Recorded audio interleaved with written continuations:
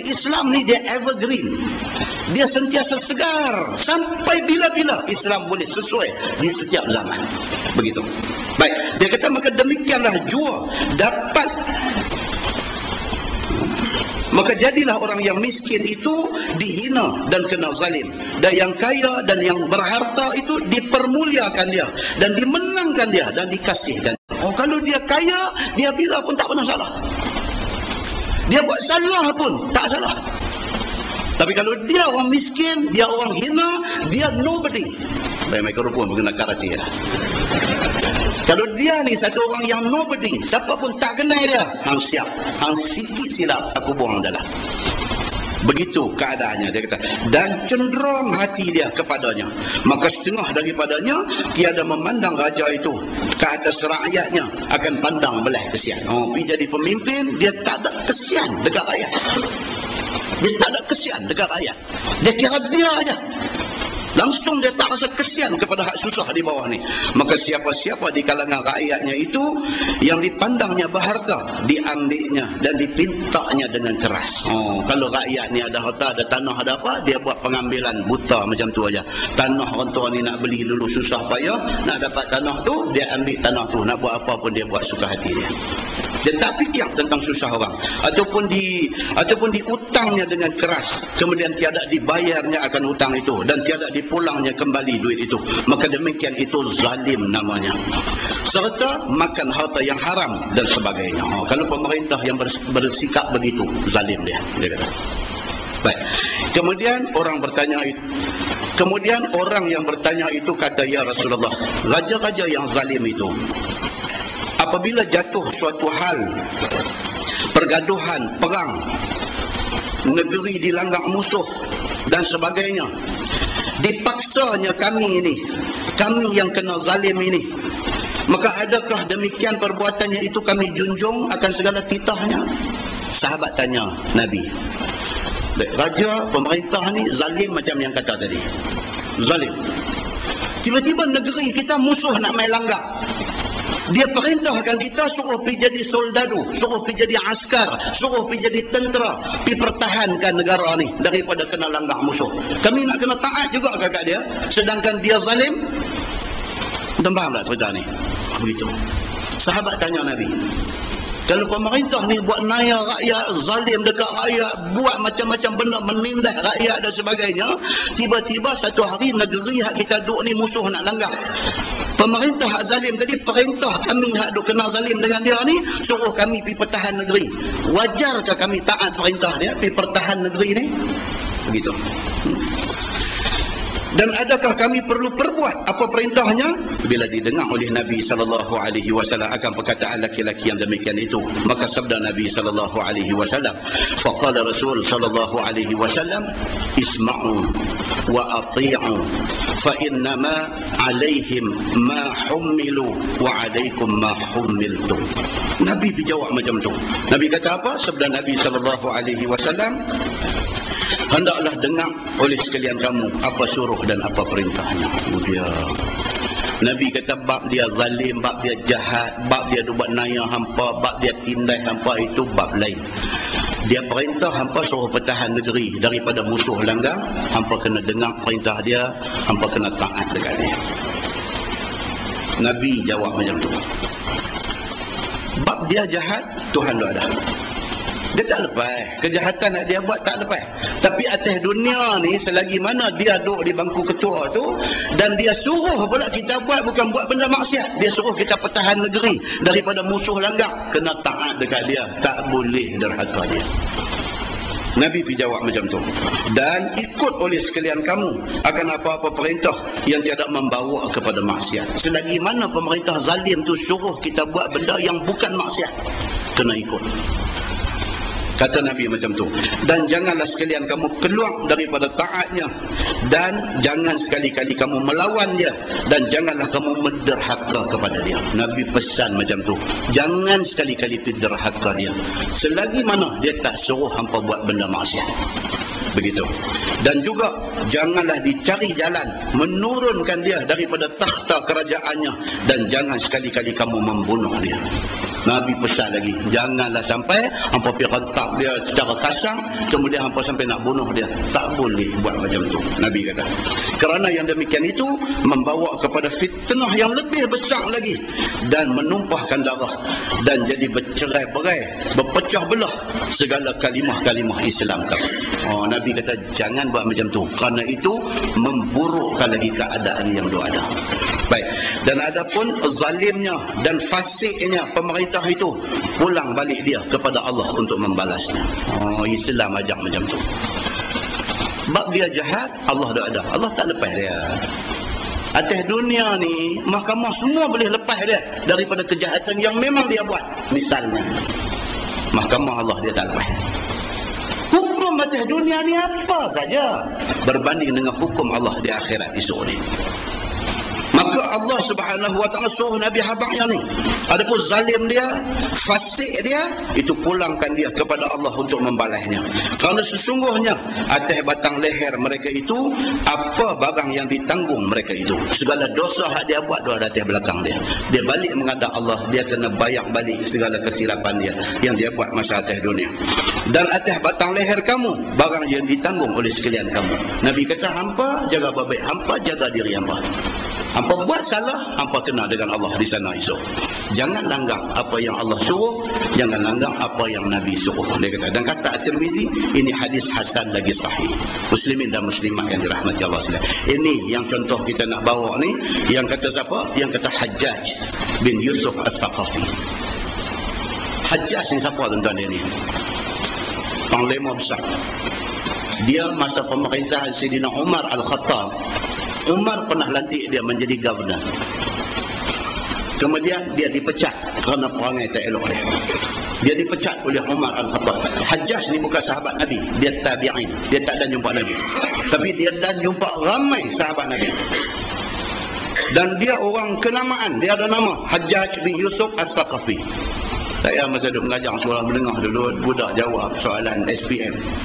Dia saja ke dia tersilap, tapi macam tak silap, macam saja. Hajjaj bin Yusuf As-Saqafi itu dia tulis Haji Yusuf Kopi.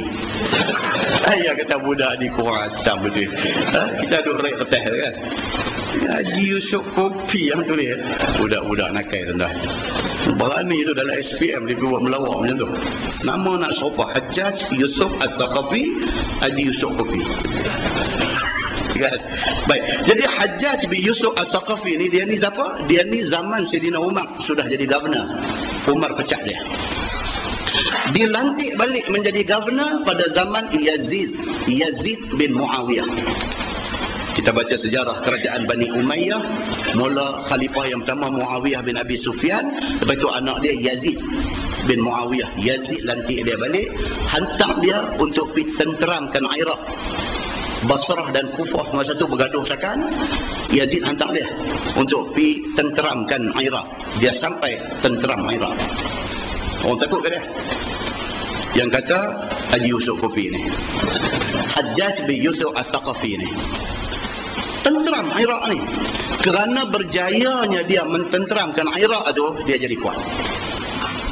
Daripada menjadi governor Iraq tu, dia langgak mai ke Mekah ni. Dia serang Abdullah bin Zubair. Hadis kita baca tadi. Dia langgak mai daripada Iraq tu, dia langgak masuk mai Mekah ni. Dia serang Mekah. Dan dia tangkap Abdullah bin Az-Zubair. Dia tangkap, dia pancung, dia sula, dia sandak mayat di dinding Kaabah. Ni Hajjaj bin Yusuf As-Saqafi. Bila dia buat macam tu dah kepada anak angkat Nabi. Yang dia pergi buat tu anak angkat Nabi, Abdullah bin Az-Zubair, anak angkat Nabi. Dia pancung, dia sula, dia sandak di dinding Kaabah. Menangnya sahabat-sahabat Nabi ada pada masa tu. Pada masa dia nak pancung anak angkat Nabi Abdullah bin Az-Zubair ni, pada masa dia nak pancung tu, mak Abdullah, Asma binti Abi Bakrin, kaipak Nabi, doa ada pada masa tu. Asma pergi berdiri di depan Kaabah tu, tempat orang nak pancung anak dia tu. Ini cerita ni tuan-tuan kalau baca panjang. Asma ni kau kepada Aisyah isteri Nabi. Dia pergi berdiri di tempat orang nak pancung anak dia tu. Dia nampak Abdullah bin Zubair, anak dia ni nampak bergoncang sikit, takut dengan hukuman yang Hajjaj nak buat dekat dia.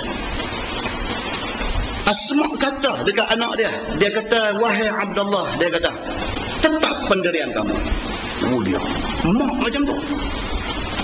Dia kata ke anak dia ni, hak nak kena hukum pancung ni. Masa tu Asma tua dah. Dia kata ke anak dia, tetap pendirian kamu. Hajjaj duduk ada tepi tu, dia kata dekat Asma, dia kata, perempuan tua yang sudah nak nyanyuk, diam kamu. Dia kata dekat kak ipar Nabi. Asma ni kata apa? Asma kata, memang tak silap hadis yang aku dengar daripada Nabi SAW. Nabi kata daripada kalangan Bani Saqif.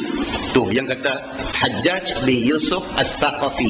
Saqafi itu daripada nama suku dia, Bani Saqif. Kata Asma kepada Hajjaj, dia kata memang tak silap hadis yang aku dengar daripada Nabi SAW. Nabi pernah sebut akan lahir daripada kalangan Bani Saqif satu orang yang kadzabun khabith. Dia kata akan lahir daripada kalangan Bani Saqif satu orang laki-laki yang kadzab, yang kaki pembohong, khabith, yang keji perangai dia. Hanglah orangnya. Dia kata dekat Hajjaj bin Yusuf As-Saqafi ni.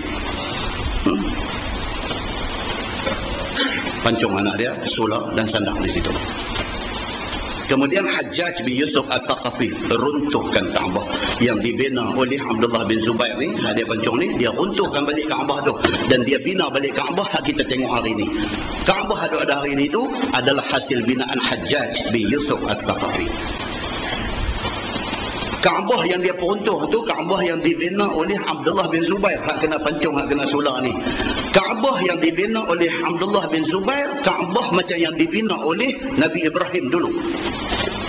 Pintu ada dua. Pintu duduk atas lantai.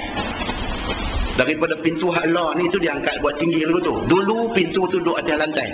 Masuk pintu tu, tembus balik sana. Ada pintu satu lagi balik sana. Itu Kaabah yang dibina oleh Nabi Ibrahim. Dibina semula oleh Abdullah bin Az-Zubair. Macam mana yang Nabi Ibrahim bina? Berdasarkan hadis Nabi yang Nabi beritahu macam mana rupa Kaabah dulu. Hajjaj peruntuh binaan itu. Dia buat balik macam lah ni.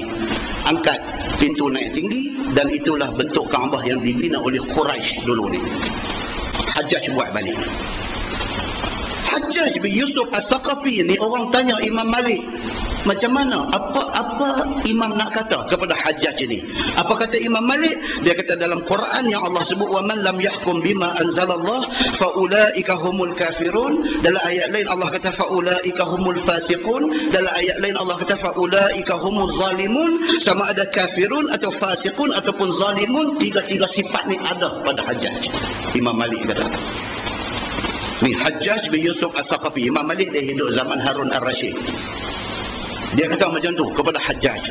Tetapi dilihat daripada dimensi lain, dilihat daripada sudut lain, Hajjaj satu orang yang berjasa dalam Islam. Ini kata manusia tu dah. Hajjaj dia satu orang pemidato yang fasih. Dia satu orang yang kalau dapat saja berdiri bercakap di depan orang, habis orang dengar cakap dia. Dia pemidato yang fasih. Hajjaj adalah satu orang ahli bahasa Arab yang dikagumi.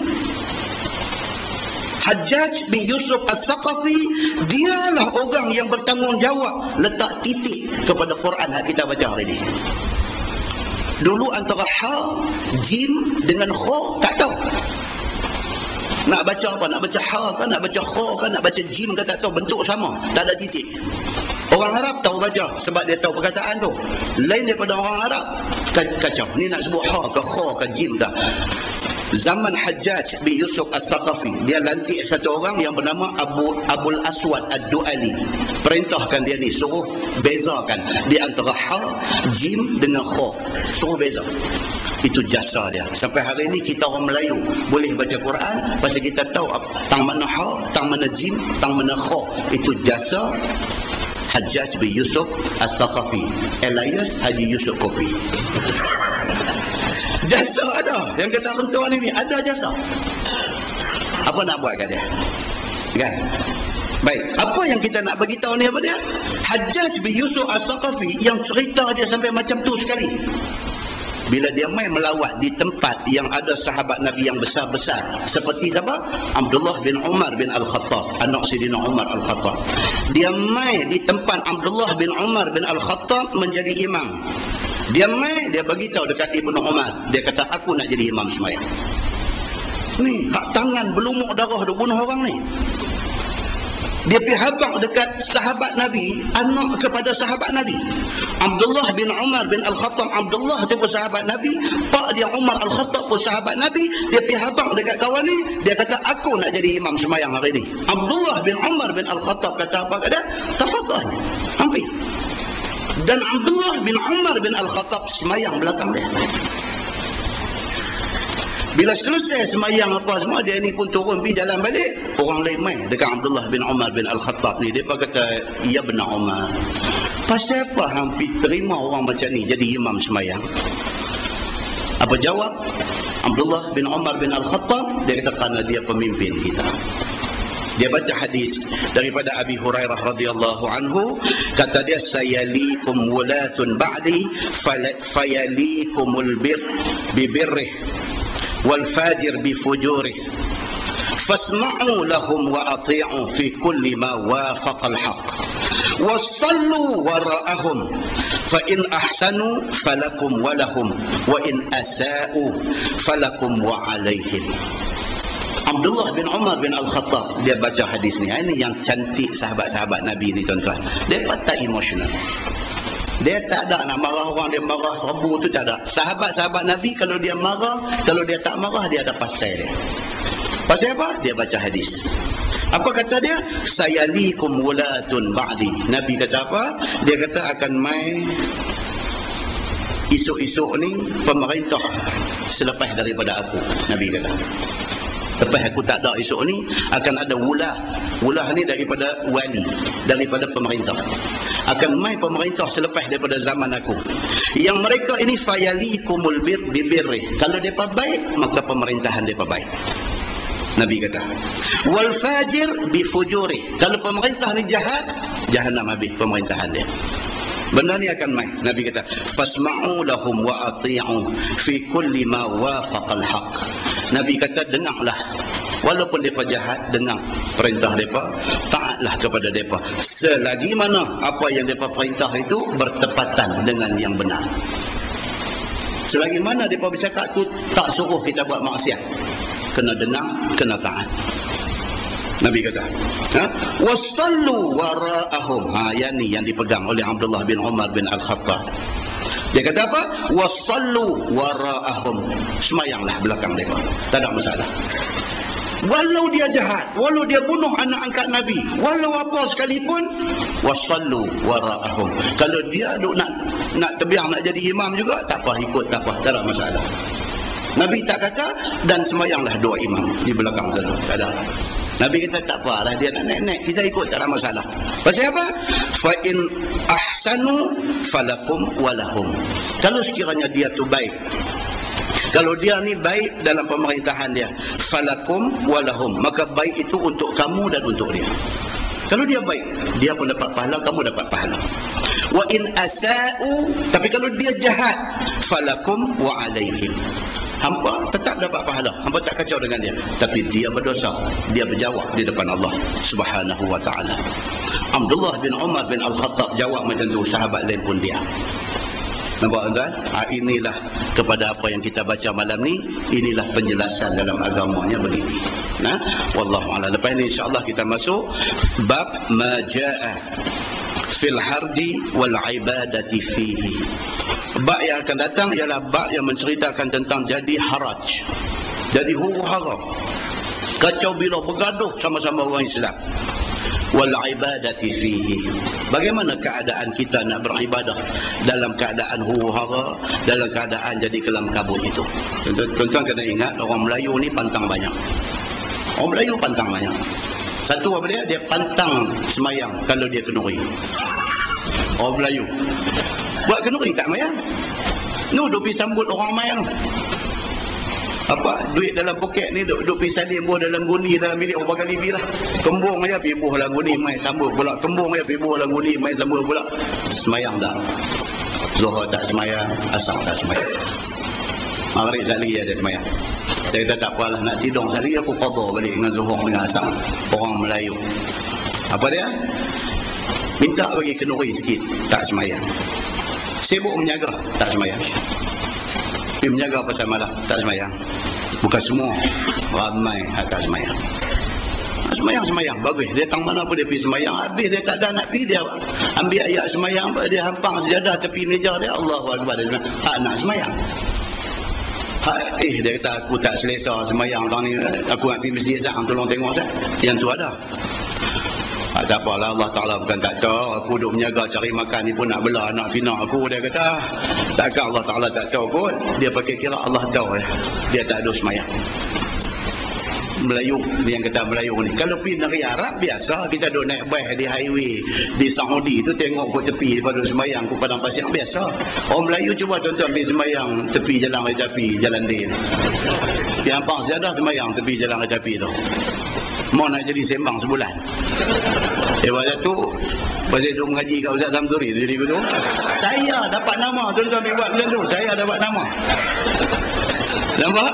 Orang Melayu, yang kata orang Melayu ni mesyuarat tak semayang. Mesyuarat tak semayang. Sibuk mesyuarat. Allah bukan tak tahu ni mesyuarat pasal nak bincang pasal negara ni. Tak semayang. Orang Melayu ni yang kata pantang orang Melayu dalam bab ibadat ni. Musafir tak semayang. Pergi umrah tak semayang. Pergi umrah naik ke Baitul Bang tu dia tak semayang lah. Balik lepas pada buat umrah tawaf sampai nak patah tumit kasut, balik main tak semayang. Naik ke Baitul Bang tak semayang.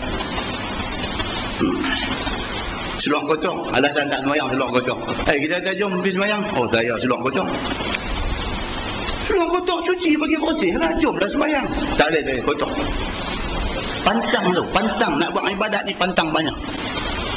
Awak tak semayang pasal apa ni? Duk tunggu kereta, aircon kereta rosak, pergi kedai Cina, pergi duk repair aircon tu. Waktu Zuhur dah nak habis dah, aircon tak siap lagi. Kan? Tak semayang. Awak tak boleh semayang kat dalam kedai Cina, tak boleh semayang ke? Dia kata sejadah tak ada. Alasan untuk tak semayang tu tuan-tuan, sejadah tak ada. Awak ambil kertas orang abang lapik tak boleh ke semayang? Ish, ada pula semayang tu. Tak semayang itu lebih baik daripada semayang lapik seorang abang. Bagi dia, bagi orang Melayu. Dia yang kata orang Melayu. Awak tak nampak semayang ni Zuhur nak habis. Dia kata Allah silap tadi nak keluar main kerja tadi pergi pakai perfume, pakai minyak wangi. Awak pakai minyak wangi pasal apa? Tak boleh minyak wangi mana boleh pakai semayang? Siapa kata tak boleh? Kita tanya dia. Daripada abang lama tak semayang, pasal tu pun tak semayang. Lain banyak dah. Tak semayang pasal apa? Pasal muda lagi. Tak semayang, nanti tua sikit pun nak semayang. Sakit memang wajib dah tak semayang. Sakit, minta sakit tak semayang. Sakit, dia kata nampak cara Allah Ta'ala yang bagi sakit ni kat aku. Takkan dia tak tahu macam aku sakit. Baik, tajuk yang akan datang insya-Allah panjang umur, Allah bagi kat kita masa, kita akan tengok fil harj wal ibadati fi. Dalam keadaan haraj, huru-hara, kalang kabut apa semua ni, bagaimana ibadah di dalamnya. Dia akan cerita tu bagaimana ibadah di dalam keadaan yang huru-hara itu. Kemudian insya-Allah tuan-tuan kita akan masuk fi ittikhadhi sayf min khashab fil fitnah. Kalau berlaku bergaduh sama-sama orang Islam, Nabi kata apa? Kalau ada parang, ada pedang, ada benda yang boleh buat senjata di rumah kita, musnahkan dia. Jangan sampai kita guna benda tu pergi terlibat dalam perang sama orang Islam. Bahkan kalau dipaksa oleh pemerintah kita, suruh kita pergi perang lawan sama-sama orang Islam, Nabi kata apa? Ambil kayu buat pedang. Khashab ni makna dia kayu. Ambil pedang kayu, keluar pergi. Maksud dia apa? Maksudnya pedang kayu tu guna untuk pertahan diri aja. Tepih dengan pedang kayu tu. Dan kita tak akan boleh bunuh orang. Katok dia pun dia kena lebu orang duk urut dia belakang tu aja. Macam tu sekali Islam pesan dekat kita, jangan sampai kita terlibat di dalam fitnah bergaduh sama-sama orang Islam. Kemudian dia mai fi asyrati sa'ah, ini tajuk yang paling menarik. Dan bila saya kata paling menarik itu makna mesti kena main. Fi asyrati sa'ah, maksud dia tanda-tanda kiamat. Cara mudah kita terjemah macam tu. Syarat-syarat nak jadi kiamat. Maksud dia tanda-tanda kiamat. Penting tuan-tuan. Kalau kita ada satu checklist, satu senarai semak apa yang Nabi sebut sebagai tanda kiamat, tuan-tuan write tiap-tiap satu yang dah jadi. Tuan-tuan akan dapat kesimpulan kepada kerja yang tuan-tuan buat tu, kiamat sudah dekat sebenarnya. Pasal apa? Syarat-syarat nak jadi kiamat yang disebut oleh Nabi di dalam hadis hampir semua dah ada. Tinggal besar-besar aja. Tinggal Dajjal, tinggal Ya'juj dan Ma'juj, tinggal turun Nabi Isa, hak tu je. Alamat kubra, alamat besar ni je yang tak ada lagi. Alamat-alamat kecil ada berlaku ada. Kita akan baca insya-Allah dalam kuliah yang akan datang tanda-tanda kiamat. So bila kita baca esok, kita akan tahu, oh kata 1400 tahun dulu Nabi dah habaq dah benda ni. Rupa-rupanya hak Nabi habaq jadi depan mata.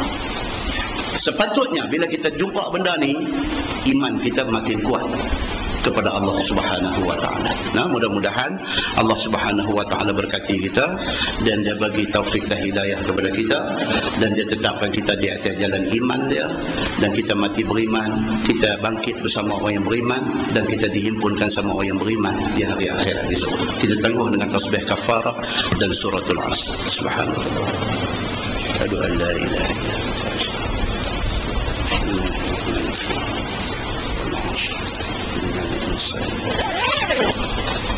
إلى الذين آمنوا وعملوا الصالحات والرسل بالحق. اللهم صل على محمد في الأولين والآخرين وسلم رضي الله تبارك وتعالى عن سادتنا أصحاب سيدنا رسول الله أجمعين. بسم الله الرحمن الرحيم. الحمد لله رب العالمين حمدا يوافي نعمه ويكافئ مزيده. يا ربنا لك الحمد كما ينبغي لجلال وجهك الكريم وعظيم سلطانك. رضينا بالله ربا وبالإسلام دينا وبمحمد نبيا ورسولا. اللهم افتح علينا فتوح العارفين وارزقنا فهم النبيين بجاه خاتم المرسلين. اللهم فقهنا في الدين وعلمنا التأويل واهدنا صراطك المستقيم. اللهم أرنا الحق حقا وارزقنا اتباعه وأرنا الباطل باطلا وارزقنا اجتنابه. اللهم اجعل جمعنا جمعا مرحوما وتفرقنا من بعده تفرقا معصوما. وصلى الله على محمد وعلى آله وصحبه وسلم والحمد لله رب العالمين. السلام عليكم.